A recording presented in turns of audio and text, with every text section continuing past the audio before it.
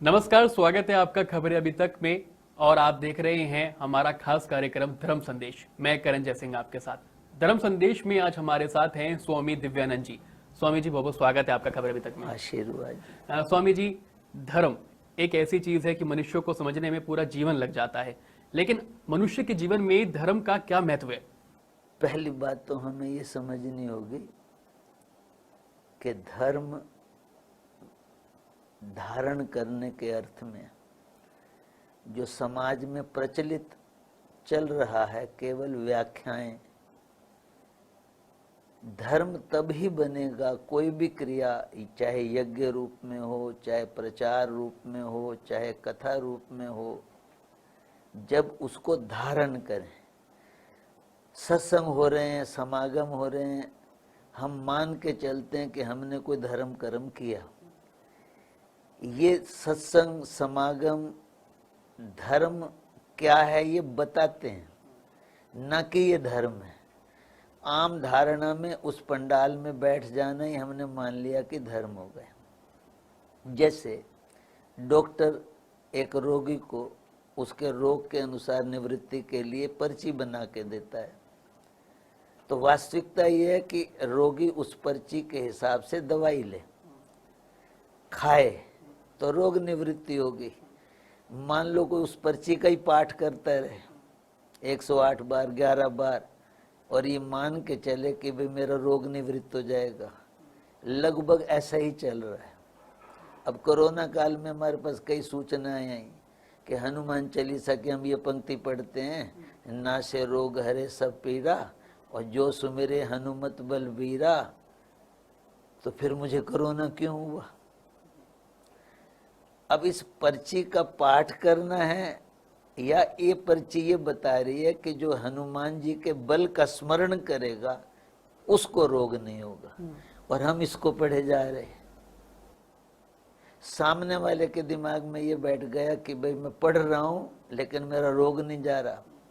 हमने उसको कहा कि जब स्वयं हनुमान जी, लक्ष्मण जब मूर्छित हुए, समस्या आई तो खुद तो संजीवनी दवाई लेने गए थे, और हम ये सोच रहे हैं कि उनका ऐसे ऐसे। हमारे कहने का मतलब ये है कि कुछ ऐसी भ्रांतियां, धर्म से जुड़ी हुई बहुत बड़ी भ्रांतियां हैं कि हम किसी क्रिया को लेके, सात्विक क्रिया को लेके मान के चलते हैं कि वो धर्म है, जबकि क्रियाएं भी राजसिक भी होती हैं, तामसिक भी। जैसे दान है, दान एक अच्छा शब्द प्रयोग किया जाता है, लेकिन उस समय में करने वाले का भाव राजसिक है, तामसिक है। हम लोग कुछ भी नहीं देख रहे, अपनी तरफ से हम मान के चलते हैं कि बहुत अच्छे धर्म के काम हो रहे हैं। दान तो धर्म कर्म है, लेकिन दान करते समय में क्या धार्मिकता है या कुछ और सामाजिक लाभ है या कुछ और पद प्रतिष्ठा का लाभ है, या हम लोगों को बताते हैं कि दान करने से ये लाभ होगा। तो उसमें तो हम लोग ये भी बताते हैं कि लोभ छोड़ दो, लोभ छोड़ दो तो वैकुंठ मिलेगा, जबकि हम लोभ छोड़ने की भी बात कर रहे हैं और वैकुंठ का लोभ भी। तो वस्तुतः धर्म जो शब्द है वो क्वालिटी बेस पे है, सद्गुणों के आधार पे। जो हमारे शास्त्र हैं, मनु जी महाराज हैं, वो कहते हैं कि अगर 10 गुण आपके अंदर हैं तो आप धार्मिक हो। धृति, आप कितने धैर्यवान हैं, आप कितने सहनशील हैं, ये आपकी धार्मिकता है। आप कितने क्षमावान हैं, मतलब क्रोध रहित हैं। आप कितने संयमी हैं, इंद्रियों पे मन पे कितना संयम है। आप कितने अंदर बाहर से पवित्र हैं। आप निर्णय जब लेते हैं तो सात्विक निर्णय लेते हैं या किसी लोभ आदि के पूर्वाग्रह के अंतर्गत लेते हैं। धृति, क्षमा, दमोस्तेयम, शौच, इंद्रिय निग्रह, धीर विद्या, सत्यम क्रोधो, दशकम धर्म लक्षणम। अब हमारे आचार्यों ने तो क्वालिटी बेस पे धार्मिक और अधार्मिक की पहचान की है। हमारे यहाँ जातियों के आधार पे भी धार्मिक अधार्मिक हो गया कि एक व्यक्ति किसी विशेष जाति में है तो हमने मान लिया कि ये तो धार्मिक है ही है, या इस वस्त्र में है, गैरिक वस्त्र में, तो हमने मान लिया। या लच्छेदार प्रवचन करने आ गए भागवत जी के, रामायण जी के, तो हमने अब ये पहचान बिल्कुल बदल गई। अगर क्वालिटी बेस पे धर्म की पहचान होती तो इस धर्म के प्रचार के माध्यम से समाज में सुधार भी होता। हमने क्वालिटी नहीं देखी। मजहब तक में हम लोगों ने, धर्म गुरु से हमने दीक्षा ले ली, हमें लगा कि ये भक्त है। जिसने नहीं ली हम कहने लगे ये नास्तिक है। जो दीक्षा लेके भी उसी स्थिति में है तो क्या अर्थ रह गया। इसलिए जब धर्म शब्द प्रयोग होता है तो अगर धारण अर्थ में नहीं है, हमने वो औषधि सेवन नहीं किया, तो फिर औषधि के गीत गा लें, व्याख्या कर लें, वो एक पहली अवस्था है। हमें औषधि का ज्ञान भी होना चाहिए। जैसे ये समागम होते हैं, ये हमें बताते हैं कि क्या धारण करना है, कैसे धारण करना है। हम लोग उससे हट गए, समागम में बैठ गए और एक दोहा पढ़ना शुरू कर दिया कि एक घड़ी आदि से पुनियात। आदमी एक घड़ी आधी घड़ी भी सत्संग करता है तो अपराध कट जाते हैं। हमें कैलकुलेशन में ये आ जाता है कि हम तो रोज सत्संग सुनते हैं तो हमारे तो कट ही गए होंगे। ये कैलकुलेशन गलत हो गई। सत्संग ये कह रहे कि अगर तुम आधी घड़ी भी लगा दो मोमबत्ती जलाने में तो आधी घड़ी लगी, लेकिन प्रकाश होते ही अनंत जन्मों का अंधेरा तो गया। प्रकाश हुआ आधी घड़ी में, तो सत्संग का मतलब था तुम्हारे भीतर में ज्ञान का प्रकाश हो जाए, वो आधी घड़ी में हो। कैलकुलेशन तो यूं करनी थी। हमने सोचा हम कथा में बैठे हैं, 2.5 घंटे हमने कथा सुनी, अगर आधी घड़ी में इतना फायदा हो जाता है तो 2.5 घंटे और हम तो रोज सुन रहे हैं। ये बैठे बैठे हम लोगों ने वैकुंठ तैयार कर लिया, जबकि रोना वैसे का वैसा चल रहा है। सुबह उठते हैं तो रोते रोते, शाम को सोते हैं तो रोते रोते। फिर ये पूछना पड़ता है पंडित जी से। पहले तो पूछते थे हाथ दिखा के कि हमारा बिजनेस नहीं चलता, अब ये पूछ रहे हैं कि रात को सपने बड़े गंदे आते हैं।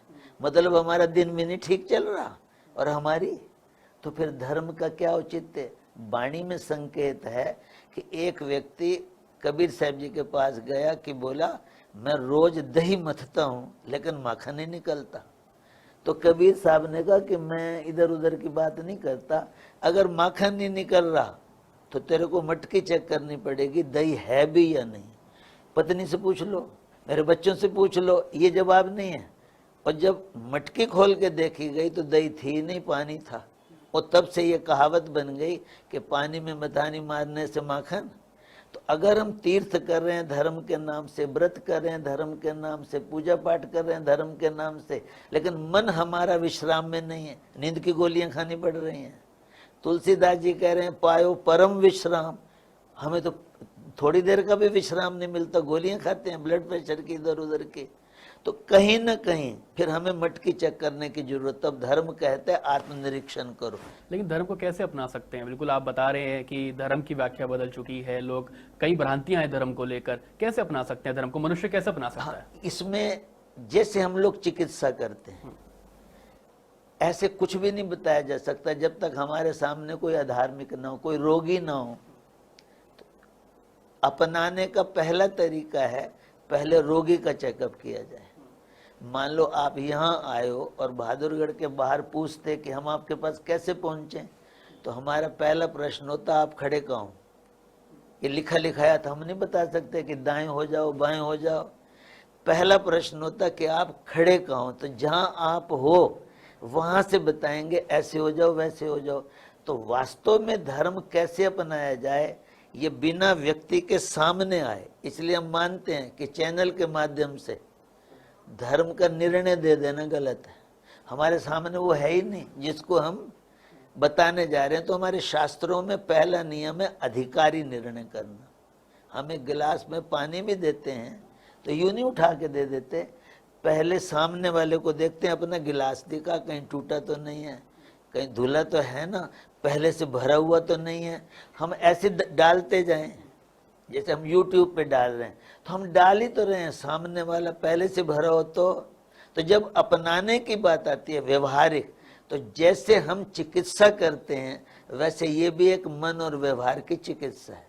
तो सामने वाले को देख के, मान लो कोई तमोगुनी है, आलसी है, और हम कहे तुम ध्यान करो, उसको तो नींद आ जाएगी। हम ताली भी बजवा सकते हैं भाई नींद ना आए। एक बच्चा पढ़ता है और नींद आ रही है तो माँ कह सकती है चल चल के पढ़। एक को नींद नहीं आ रही, उसको ये कहने की जरूरत ही नहीं है, तो वैसे ही पढ़ रहा है। स्वामी जी, अगर बच्चे का जन्म होता है, जब मनुष्य धरती पर आता है और जन्म लेता है, उस दौरान कैसे धर्म अपनाया जा सकता है कि बच्चा शुरुआत से ही धर्म को अपना के रखे? वो कैसे हो सकता है? धर्म शब्द जो है एक यथार्थ धर्म के रूप में है, एक व्यवस्था के रूप में धर्म है। ये जो बच्चे कैसे अपनाएं, ये यथार्थ धर्म में नहीं होता, ये व्यवस्था के रूप में होता है। इसलिए इसको व्यवहारिक धर्म के अंतर्गत मानते हैं। और एक यथार्थ धर्म, जैसे भजन करना चाहिए, ये सब के लिए है। व्यक्ति को ध्यान करना है, साधना करनी, ये तो सबकी समस्याओं का समाधान है। बिल्कुल, जब से सृष्टि की शुरुआत हुई है तभी से धर्म चलता आ रहा है और धर्म की शुरुआत भी तब से हुई है। स्वामी जी, आजकल की भागती दौड़ती जिंदगी, हर जगह निराशा देखने को मिलती है। मनुष्य के पास सब कुछ है, पैसा भी है, गाड़ी भी है, हम देखते हैं बड़े बड़े शहरों में रह रहे हैं, उनके मकान है, लेकिन उसके बावजूद मनुष्य निराश रहता है। आपने भी बात करी थी कि रात को सो नहीं पाता, नींद नहीं आती। आखिर क्या कारण है इसके? विवेक की कमी है, समझने की कमी है कि जो ऐसा सोच के हम लोग बैठ गए, धन हो, संपत्ति हो, इससे हम सुविधाएं एकत्र कर सकते हैं, आनंद नहीं। निराशा हताशा से बचने का तरीका धन नहीं है।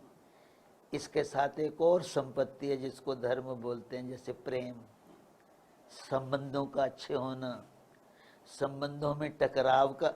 किसी के पास पैसा है और लेह लद्दाख चला गया और पति पत्नी में अनबन हो गई, तो लेह लद्दाख तो वही है लेकिन मूड खराब हो गया, सारा मजा किरकिरा हो गया, गाड़ी भी बड़ी थी। तो इसका सीधा सा मतलब है, आनंद का संबंध, सुख शांति का संबंध जितना हमारे मूड से है, मन से है, उतना सुविधाओं से और लेह लद्दाख से नहीं है। लेकिन हमने ऐसा नहीं सोचा, ये अज्ञानता। धन की आवश्यकता है, सुविधाएं हमारी कुछ जरूरतें हैं, हम इसको सोर्स मान के बैठ जाएं आनंद का, तो ये फिर हमारे साथ धोखा होगा।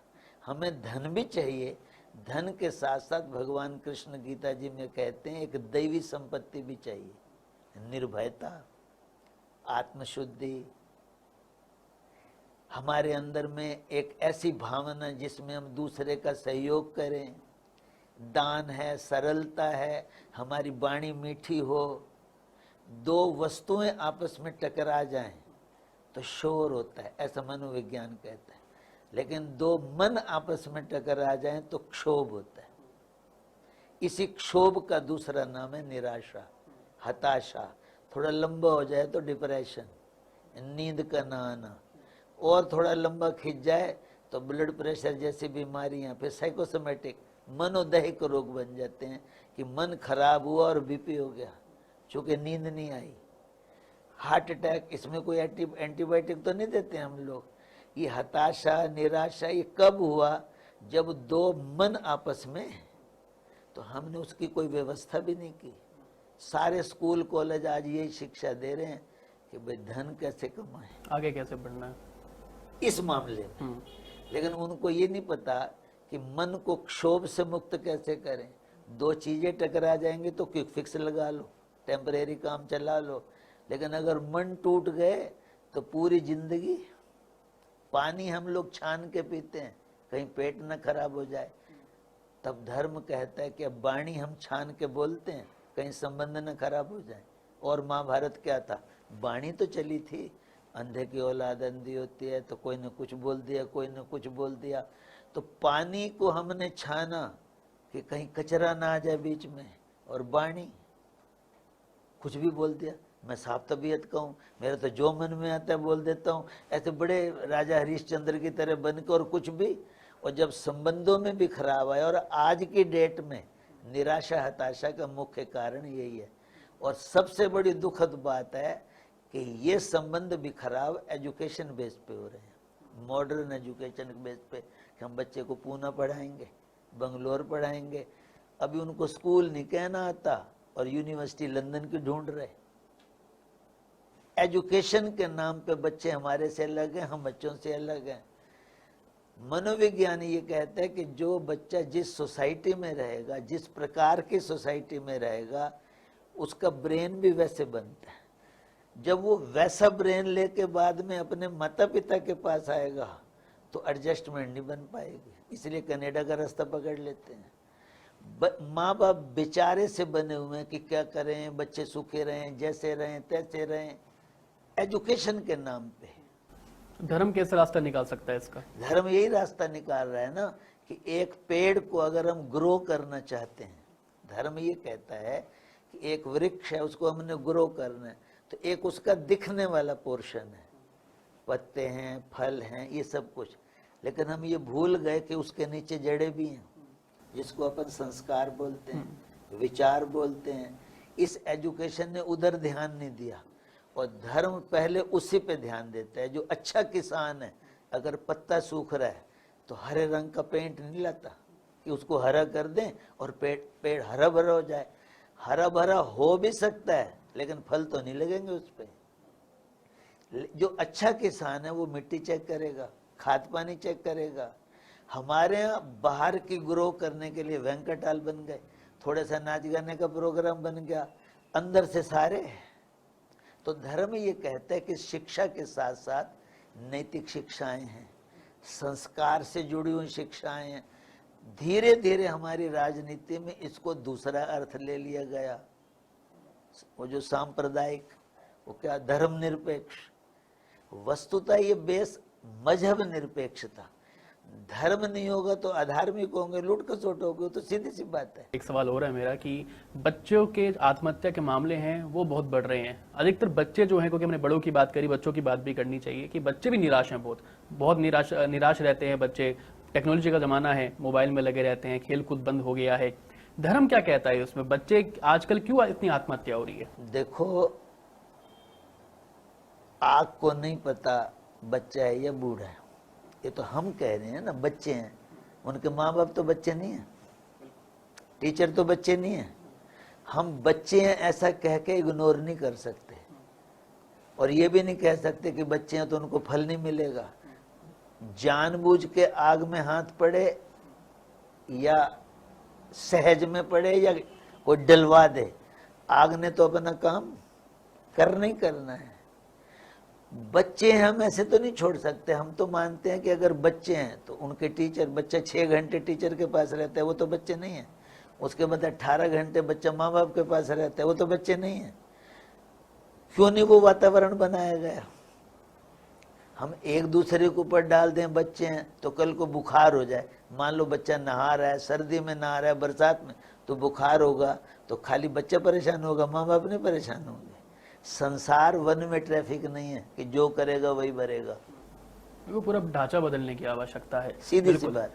लेकिन युवा पीढ़ी की बात करें, आजकल युवा पीढ़ी में जल्दबाजी देखने को मिलती है। लक्ष्य को प्राप्त करने के लिए युवा बहुत जल्दी में रहता है, संयम नहीं है युवा में, और वो भी बहुत निराश रहता है इसके चलते। इसका क्या कारण मानते हैं? सारे बहुत कारण है। युवा हम आज कह रहे हैं ना, कोई एक दिन में तो युवा नहीं हुए, धीरे धीरे। उसमें स्कूल भी कारण है, सोसाइटी भी कारण है, घर का वातावरण भी कारण है। क्या ये भी कंपटीशन बढ़ गया है क्योंकि आसपास के रहने नहीं, वाले और भी बहुत कारण है। कंपटीशन में भी माँ बाप का रोल है, पीछे ही पड़े रहते हैं। उनके भी तो दिमाग में कंपटीशन है। 1 साल का बच्चा या 1.5 साल की बच्ची हम घरों में देखते हैं, दिन में 10 बार उसका इंटरव्यू हो जावे। महाराज जी आए, बताना तेरी नोजी कहाँ है, तेरा हेड कहाँ है, तेरे टीथ कहाँ है। और महाराज जी जाए, मामा जी आ जाए तो बता। एक दिन में 10 बार उस बच्चे से पूछा जा रहा है पहला हैप्पी बर्थडे। ये एजुकेशन का कौन सा सिस्टम? जबकि हमने बाहर देखा, वो मानते हैं कि हमारे पास वो बच्चा आए जिसका माइंड बिल्कुल खाली हो, हम डालें उसमें अपने हिसाब से। यहाँ तो डालने से पहले आधे से ज्यादा भर देते हैं, माँ बाप को ही ज्यादा, बच्चे को क्या पता बचपन में। हमने देखा है हर माँ ये चाह रही है कि हमारा शहर अच्छा नहीं है, इसको किसी और शहर में भेजें। यहाँ वाले चंडीगढ़ भेजते हैं, चंडीगढ़ वाले पूना भेजते हैं। उसको किटी पार्टी में संकोच होता है ये बताना पड़े कि मेरा बच्चा यहीं पढ़ रहा है। तो ये स्टेटस, माने हमने एजुकेशन को भी स्टेटस बेस पे लिया है। अब हम अगली बात क्या कहें, गुरुजियों को भी स्टेटस बेस पे लिया कि अच्छे गुरुजी वो जिनके पास लाल बत्ती वाले ज्यादा आते हैं। तो गुरुजी की पहचान क्या? ब्रह्मनिष्ठ होते हैं वो। भगवत प्राप्त होते हैं। सदगुरु का मतलब था जो भगवत प्राप्त हो। हमारे यहाँ तो सदगुरु हुए हैं जो मुख्यमंत्री प्राप्त हो, 2 मिनट में टाइम ले दें, तो ये बहुत बड़े, ये स्टेटस गुरु बोलते हैं। वरना गुरु और शिष्य का संबंध, एक बच्चा स्कूल जाता है तो उसका संबंध सिलेबस है, बिल्डिंग भी नहीं है। स्टूडेंट और टीचर के बीच में संबंध तो सिलेबस का है, सिलेबस ही कवर करना होता है। लेकिन आज शिष्य गुरु के पास बैठ के ब्रह्म ज्ञान का, भक्ति का सिलेबस पूरा कर रहा है, ये कुछ और दुनियादारी की बातें कर रहे हैं। स्टेटस उसको बनाते हैं जिसके पास ये सारे। तो गलती तो सब जगह पे हो रही है, क्योंकि मूल में ही पहचान गलत हो गई। शास्त्र कहते हैं पहला साधन है विवेक। हम आपको विवेक दें कि गलत क्या है और यहाँ से धर्म की पहचान होती है, राइट क्या है और रॉन्ग क्या है, वही नहीं पता, वो हम लाद दे रहे हैं। ये जो हम देख रहे हैं वो हम बता रहे हैं। अच्छा, कहा जाता है कि धर्म में हर समस्या का समाधान है, इसीलिए कहते हैं वो आंख देता है, वो ये नहीं कहता ये सोना है या पीतल है, वो पहचान दे देता है। हम बिना पहचान दिए पीतल को भी सोना कह देंगे तो अगले वाला मानेगा, सोने को भी पीतल कह दें उसके पास कोई वही नहीं है। भाई 2 भाई जौहरी, एक भाई की मृत्यु हो गई, भतीजा रह गया, उनके घर में हीरे जैसे सामान निकला। जौहरी के घर में वो स्टोन निकले तो लगता है ये हीरे होंगे। चाचा जी के पास ले गया कि ये ले लो और इसके बदले में पैसे दे दो तो अपन बिजनेस करेंगे। वो थे पत्थर।